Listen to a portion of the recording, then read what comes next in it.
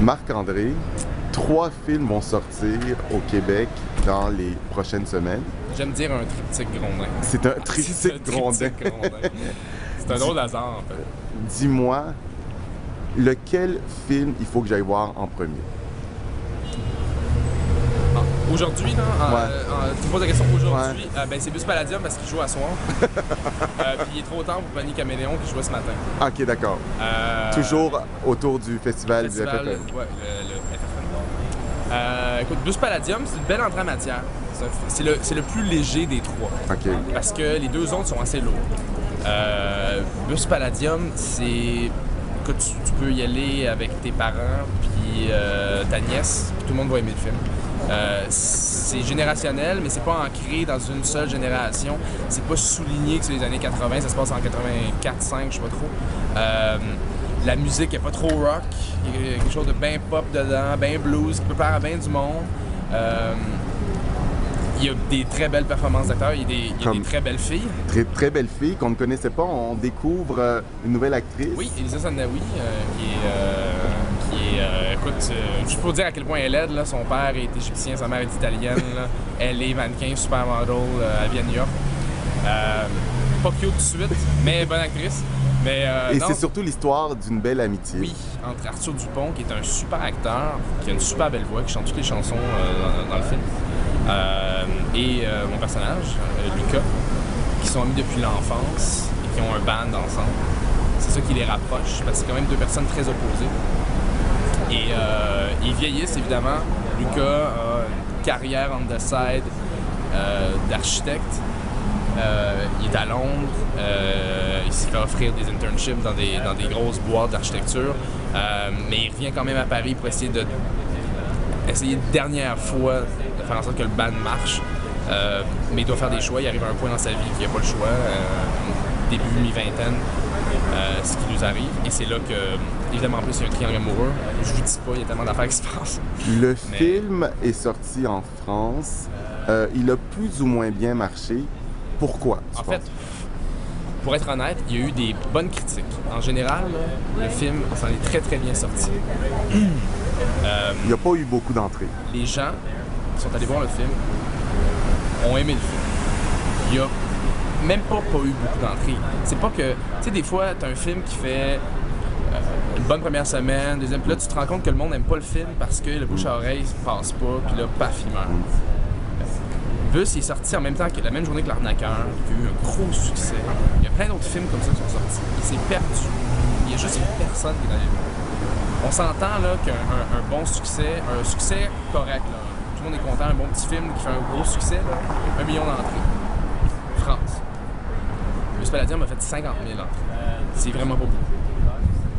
Et c'est drôle parce qu'il y a des gens, des acteurs connus, même, qui ont parlé à mon agent, qui appellent et qui disent « Hey, j'ai vu Bus Palladium finalement, il y a 2 semaines. C'est bon, comment ça va marcher ça? C'est un bon film. » Donc il y a eu un problème de mise en marché? Il y a un problème de mise en marché et il y a eu je pense que le film, oui, un problème de mise en marché, mais au-delà de ça, je pense que c'est exactement le contraire de Bienvenue chez les Ch'tis. Bienvenue chez les Ch'tis, c'était un bon film, c'est drôle, ça a eu un succès hallucinant. Il n'y a rien qui explique ce succès-là. Il y a quelque chose d'un peu mystique là-dedans. Tu fais pas 40 millions d'entrées. Il n'y a rien qui explique ça. Il n'y a pas de recette.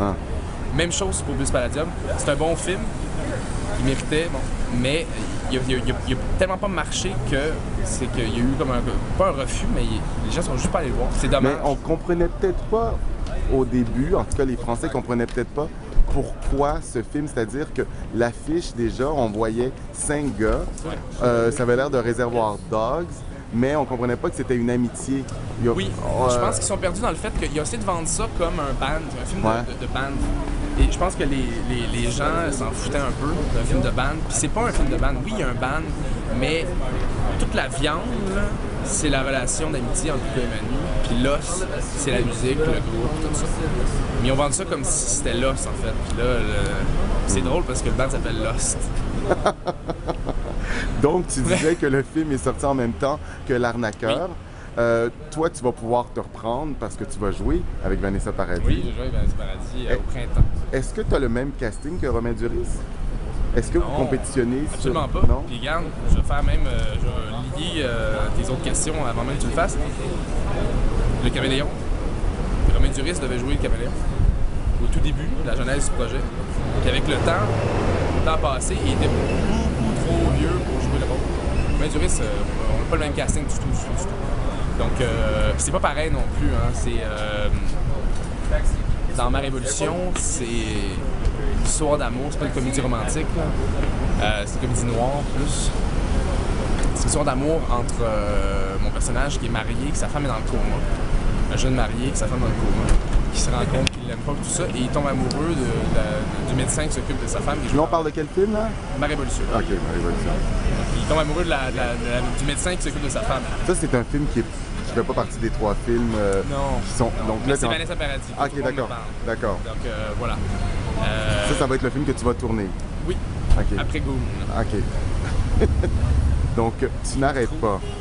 Mais oui, mais écoute, ce qui est drôle, c'est que c'est vraiment par hasard que les 3 films se retrouvent à sortir en même temps. Ils sont les 3 sortis en France, puis là, les 3 sont au FFM.